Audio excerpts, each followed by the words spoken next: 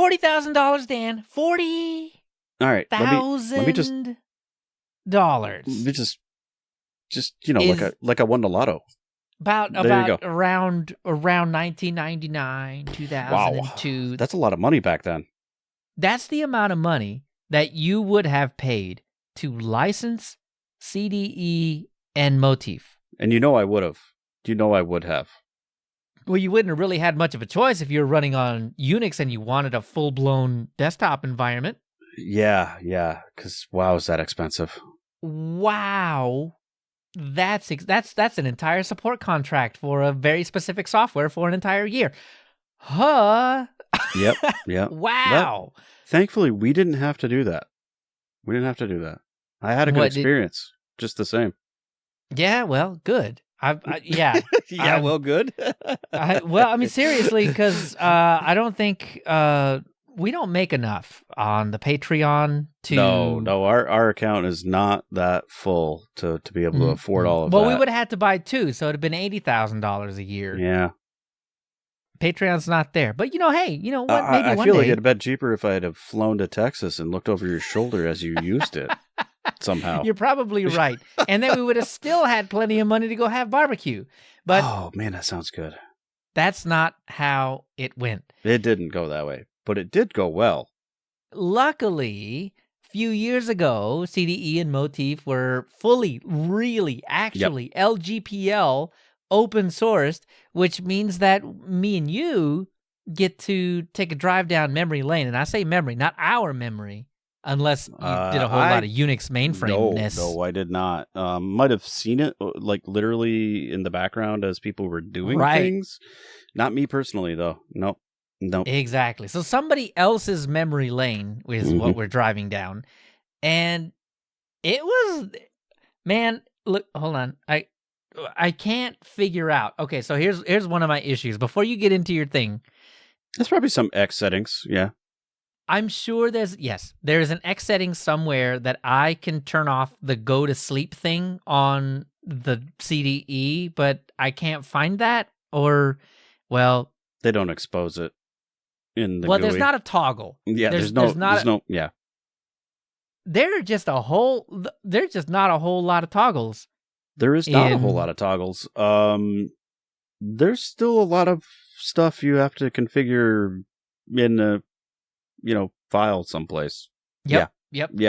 I've got a few, and when I found them, I was like, oh wow! So now I can double click things, which is cool. But before I get into that, how did your CDE journey go? All right, so it went surprisingly well. Like it does, it's pretty functional. Like it's amazingly functional. And so when I just want to clarify again, we used the actual CDE, not NSCDE. I mean, I did that later, but the real CDE, the original thing, that's what we used.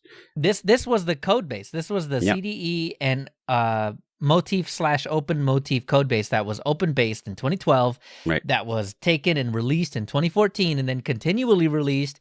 This is, I feel like, and this is no shade to NSCDE at all, the closer to the original source successor of CDE. Yeah. I think this is as close as you can get. This is it. This is the original, the OG. Yep. And so that's what we used. All right, so I want to take the lazy way out, which, I don't know, maybe that surprises people. So I chose Arch, and I was going to use the AUR package. And specifically, I used Endeavor so that I could just kind of cheat and install it with Calamares. Because, again, I really did take the lazy way out here. Who really, okay, gonna hot take here. Who really goes through the real Arch installation and not just some kind of weird Arch installer kind of fudge it way? If I was really intending on keeping this, I would have. I totally would have. I've done Arch. But we know I've done Arch. You, I don't doubt. Yeah. Because even I did that. But I don't know who else. Nowadays, especially with the invention of the Arch installer, even the Arch installer would have been probably a better way to go. Yeah, no, but I didn't do either of those. I used the really cheesy way. I challenge you, Arch heads. Which ones of you did it for real? Like really, actually cobbled it together, not just the Arch way I copied and pasted stuff from the handbook. Like really, really did that. Can you really say Arch, by the way? Mm-hmm. Well, I maybe so. I use Gen 2, by the way. Anyway. we both do. I just make it's way right more there, mistakes. I'm more afraid of my system than you are. We'll put it that way. I got no fear. It's not, whatever. I'll fix it. Anyway. Yeah, no, so I got a lot going on, so I just want to take the easy way out. And I thought that'd make it a slam dunk. Just use the AUR package. Turns out, no, that's not a slam dunk. But it did prove the importance of reading not just the AUR package, but all the comments that are on their package. And there were some pertinent ones. Some other people have gone through the effort and figured out that it doesn't just work out of the box. You got to do some things. And so, in particular, part of the AUR build called to install, I want to say, the terminal. Oh, that was a laundry list, man. Yeah, but there was like the terminal emulator. It wanted to use sudo to install that. Yeah. And you didn't need that. So you had to go in there or you had to add that. I can't remember which it was. Maybe you had to add that. There was something that required sudo, and you had to go in and add that to it in. Yeah, because to the script. Right, and so I had to edit the AUR package and rebuild the AUR package, and then rerun it again to get it installed. I got it installed. And that's all that was it. That was it for you. I just couldn't find the spot. Well, I'm pretty sure I used grep to find the exact spot wherever that was. A smarter man than me. And so I did. I looked at the comments. I followed the trail, and I got there. I got it installed. That was great. However, maybe you can use some of the desktop managers like SDDM or LightDM. In SCDE does, I do believe. Or one of those. But And actually, there were instructions to do that. I couldn't get it to work. It never launched. So I switched over to whatever the CDE login manager is. Basically disabled DT. DT, yes. So DT login, I think, is what it's called. DT login, yep. And so I disabled SDDM, which is the one I had installed. Disabled that, enabled DT login, rebooted, and then I got greeted with the DT login thing, and I was able to log in, and it went right into CD, and everything worked as it should after that. Man, on an Arch system, so pretty great. Yeah, and so it was really usable. Like, you wouldn't think something that is this old, at least the code base is stemming from the beginning of time. You wouldn't seriously though. You would. That's not even an exaggeration. That's not an exaggeration at all. It's flabbergasting in a way. You think that still works, and it does. Yeah. It's a different paradigm. Not gonna lie. Put your mind back toward the Unix epoch time. Oh, yeah. Was that like 1976, January 1st or something? Like, this is when the ball started rolling on dealing with stuff like this. And this is the lineage here. This is what's coming. And it is impressive that something that old, that storied, that different can still compile and work on Linux kernel 6.2 or 4. What are we on right now? I don't know. 5 something? Yeah, I don't know. It's oh my word. Impressive. Absolutely impressive. And by work, I don't mean so it's maybe not as efficient as modern design. But isn't it? It reminds me a whole lot of XFCE. well, I think you found the secret to it, and it's a thing I hate. But you just splat all the desktop, things on the desktop, and then you can launch them real easy instead of having to go double click a window, open that one up, double click another window, get into that one, and then launch something, right? Like True, inside, yeah. like nested windows, whatever. It's not efficient. It's not efficient. It works. It's not efficient. Right. XFCE definitely has a leg up because they have a launcher. A launcher, yeah. And a menu thing. But you say that, there is the dock thing that's down at the bottom, and you can launch a bunch of stuff from that, and they have these little trays that come up. Yeah, that's out true. Of some Sub-menus. And that works really well. Like, that whole thing, that's super efficient, I feel like. I feel like those trays that launch up, not everything has that. I want to say like Latte Dock had that at one point, and there's some other ones that sort of do some similar things. Deepin, it kind of like Deepin, maybe Deepin's inspired by this. I don't know. I really like it, right? Because it works. You can think of that bottom tray as more than just a launcher tray, right? So think of like Budgie and think of Mac OS and think of Windows, and how one button does one thing and you can have a sub menu on that button. Right. But that's not what the launcher here is about. Right. It is like, imagine if the control panel was down there, and when you clicked on the little sub menu button, all the control panel stuff popped up. Or all of the settings application stuff popped up. Right. And there are multiples of that. There's a printer button, at least by default over here, and you'll see all of your printers, so you know what you're sending prints to. And you can even customize that thing. You can customize like a modern dock. That would be the way to really get efficient and work with it, I feel like, is to start tinkering on that dock thing, because that works. That's a good style, and it works well. What blew my mind was that this is one of the first iterations of what we understand today as a modern dock. Latte dock, the Mac OS dock, the cinnamon panel, all of these things that live down in the bottom or the left hand, the Unity panel, GNOME now, I guess. They all have their lineage owed to desktops like CDE. This is where it started, and it is. But it went away for a while. Like you saw things like. Even Windows, right? So Windows doesn't really have any of that sort of stuff. But and 3 and 3.1 and 1.1, they didn't have a panel like this. They had the program manager, and you pop that open. And there's actually that paradigm exists here too, where you open a folder, and that folder has your binaries in it, and you double click on them, and then they launch. But Windows 3 and 3.1 and 3.1.1 really kind of adopted that. But then in '95. Came out with the start menu launcher. The launcher and the whole panel thing, and like it's just a different design altogether. And but I feel like Windows 11 is kind of bringing some of that back, right? For at least in the Windows land.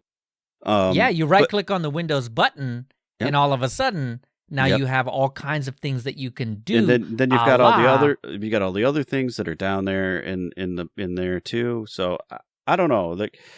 What's old is new, I guess, is kind of how I go with that, I guess. And so all the cool stuff was invented in the 80s, man, and now we're just making like refreshes and rehashes of all the old stuff. It's interesting, and kind of, where are all the new ideas? Yeah, it's amazing. It's amazing how stuck we are on that. Yeah, and one of the other things that CDE has that I thought was a newer invention was workspaces. There's 4 by default. Right. I don't know if you can change it. I didn't get down that far, but there's 4 of them. Yep. Yeah, 1, 2, 3. They're all different colors, and they do exactly what you would expect with workspaces. A workspace to do. Yep. And 80s, 90s, I man. know. And you can move things between workspaces, and obviously have different stuff on different workspaces. So, you're not distracted by something that's going on in a different one. I don't know, like that's pretty cool. It's a great way to work with your things. for the most part, like, so all of that stuff is revolutionary, even still today. I'm going to say it's revolutionary. That's and still crazy works. to me. Still crazy to me. There's a couple of things that don't work real great, I guess. And it's just, maybe it's the way we use things. So like Discord, Telegram, they've got the little app indicator things and whatnot, down in the tray so you can see they're running and you get the notifications and all that jazz. Yeah, that doesn't work here. Hey, you know what? To CDE's credit, doesn't work on GNOME either. No, not without some sort of, extension plugin thing that is not by default. Not by default, it does not. Yeah. No, it does not. That's one thing that really annoyed me, and it worked the same way in CDE. So the desktop environment invented in the 80s, when you close Discord doesn't close. It continues to run in the background. But you behaves can't see it. Exactly the way that it behaves in GNOME today. You close it, still running in the background. You can still get notifications. How do you bring it back up? Well, you launch it again. Weird. How? It's annoying. Weird. Yeah, you never really closed it, right? You can't really close it. Probably could we with really Xkill or something like that, but I don't know. Right, and that pkill. Pkill is what I did every single time, and in CDE and in GNOME. So what's old is new again. Isn't that funny? It is. But here's the part where I say, all right, one more thing that I did love. I love the color scheme, honestly. It really did work. It's like, I don't know how that works so well, but it felt like warm, and it's like not dark mode, and it's not pretty, but it works really well. There was no kind of dark mode consideration whatsoever. It's got the nice earth tones. You were in a insanely lit room looking at an insanely lit CRT to be able to do your work. Dark mode wasn't even the faintest inclination at the time. So bright colors like baby blue and light brown were totally considerations. And before we started recording this episode, I look back and I'm like, why do I like those colors? Why are those colors fine to me? I don't love them. I wouldn't choose them if I went out and they're not terrible, looked at some swatches and figured them out. But then I saw there's a book right there, right behind me that has the colors on exact same color scheme. Light blue, light orangey brown. I don't know how I didn't put those things together, and CDE by default has that color scheme. It blew my mind, and then I had to sit down and record all of this. Mm-hmm. I know. But it totally makes sense now. It's a good color scheme. They complement each other. It's very obvious what is in the background and what is in the foreground, and the gray in the terminal. The gray is nice. Actually pretty decent if you consider that you're in a brightly lit room looking at a very bright CRT. It's not straight up white, like, I guess. Like, when I think of Windows in the way it was in 3.1 and even 95 and 98. Yeah. Like, white all over the place, right? There sure was. It was just wowzers. So you don't have that. And it was kind of, it feels nice. It's warm. It's inviting. I don't know. It just works for me. Now, true new other revelation. This was dark mode, dude. It was. That's what I'm saying. Yeah. It's the best that you could have, right? And then somehow we forgot what dark mode was because Windows was invented. I guess. And then everything was white background, and we forgot where we came from. We did for a little while. Look at that. It's a dark teal background. You got a dark gray background with white text. Yeah. This is dark mode. Mm-hmm.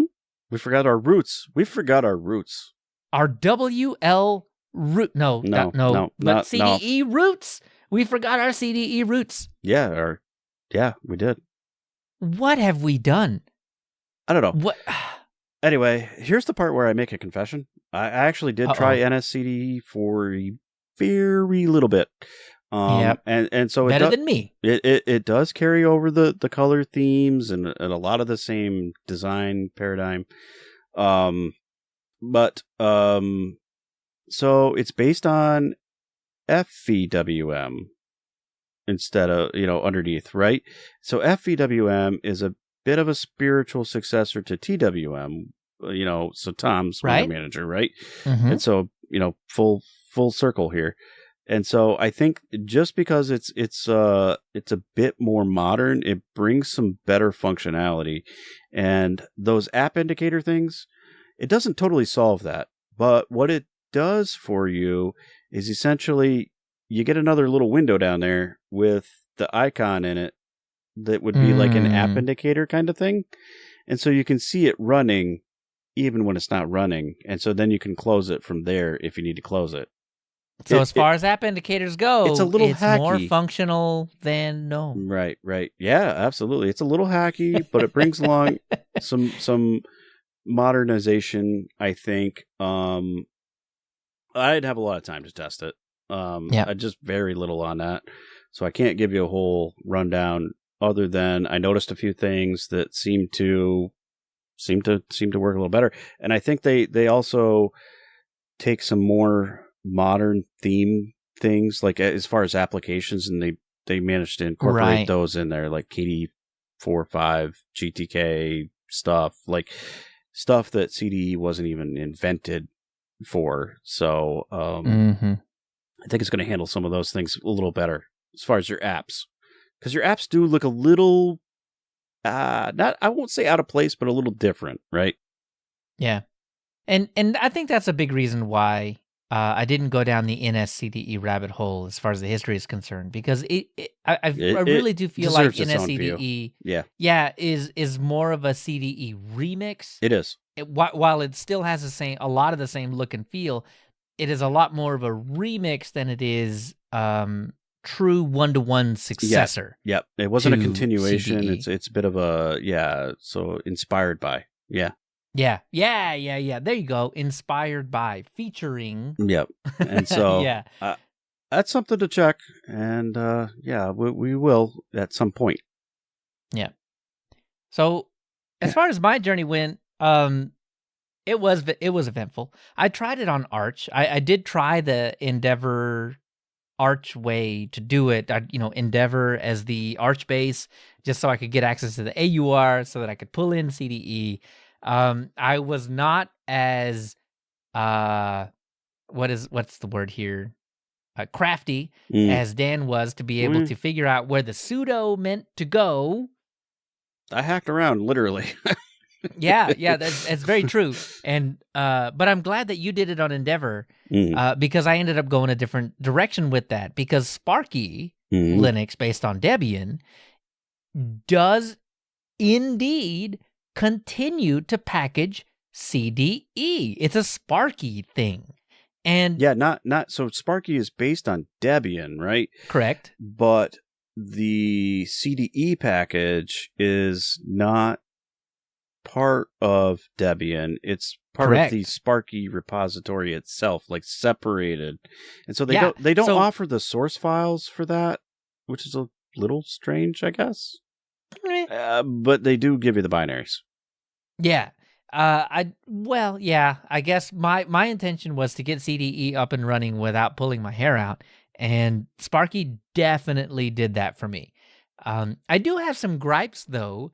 Sometimes when I log in to CDE, like nothing works. Like the clicks don't work. Some of the windows. So the help always comes up when I start up the desktop environment. I know I'm gonna have a bad time when that doesn't show up.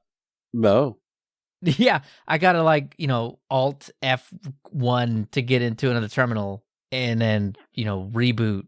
Okay. So the answer to this is to log into the OpenBox. If I log into OpenBox first, then log out and then log into CDE, I have a really good time. Things work. And as you can see, I'm recording. Yep. Audacity. Yep. Right behind me. Yep. Look at this.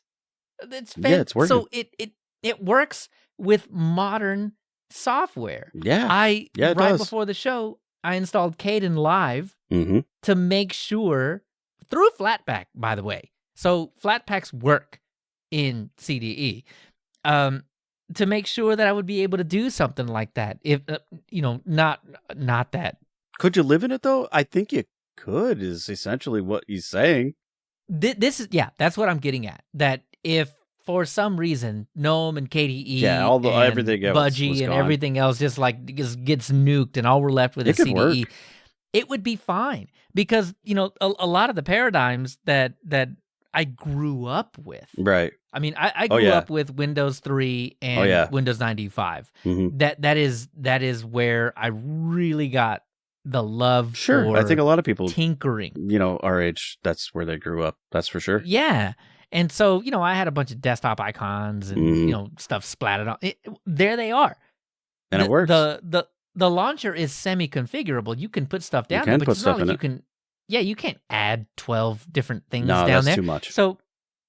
So what I've taken to doing is, I've got my terminal up there. I've got Firefox up there. Yeah. I've got the run dialog. That's the big one. That's a biggie. Yeah. That's how I do my Discord, because Discord works quite well. It actually does. Yeah, no, and Telegram even. Telegram's not as well. It kind of wants to take up the middle of your screen, and that's all it does. That's so weird. It's a little weird. I don't know why. It's a square in the middle. You can't move it. You can't move it. It's just in the middle. So you can't resize it. Like everything else, you can resize, but that one you can't. Yeah. I want to say I maximized it. Oh, you can maximize it, but you can't resize it, right? You can't, You can't get bigger or smaller. It's just big or little. All your screen or just right there in the center. Yeah. Something about the toolkit, I guess, doesn't I don't know how that appreciate. works. Yeah, I didn't investigate it. You know what I did? I just gave it its own workspace, and I said everything else could use a different workspace. That's just fine. Smart man. Smart man. That's the way to do it. But really, like if you work in the terminal a lot, CDE is going to be there for you every single time. Yeah, I mean, you can customize that. Yeah. That's not bad at all. You can even bring in your own terminal if you want. If you want like the extra customizations or stuff like that, you can bring that in. But like Firefox worked just fine. Everything in a Flatpak worked just fine. Well, everything that I used. I didn't use any Flatpaks. I used the stuff right from Arch repos, and it worked great, right? So I mean, totally. And I wanted to reach out and do that and actually try the Flatpaks, but the Flatpaks work. Now, one thing I didn't do was get the file dialog to come up. I didn't download a whole lot of stuff from Firefox. I did everything web-based. I don't know if I tried that either, but worked. Yeah, I'm sure you get something. Yeah. And then so if you remember Windows 3.1, you remember that, everything was a window. You had to go into a window to get into your, where your files were or to open your programs or whatever. That's very true for CDE as well. But one thing that was added in, as I mentioned in the history, is the DT profile, the advent of DT profile, which allowed you to set default applications for specific file types. Right. And that was absolutely one of the best things in the world, because now I can go in and double click and CDE won't be like, well, I'm sorry, that's not installed right now. I don't have that. Yeah. It would hook in to MPV or VLC or whatever it is that you wanted to deal, or Firefox, whatever you wanted to deal with that file type. It would just kind of handle it. Yep. Very reminiscent of the amount of work you have to put into making Firefox the default on Windows 11.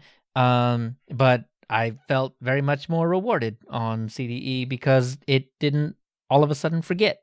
Yeah, it respected your change and never changed it again until you told it to change. Yeah. But the last thing I want to talk about is that last episode we were all in on Wayland. Yeah, still am. And yep, 100%. All in on Wayland. I mean, if your desktop environment supports Wayland, you should be running it at least part-time.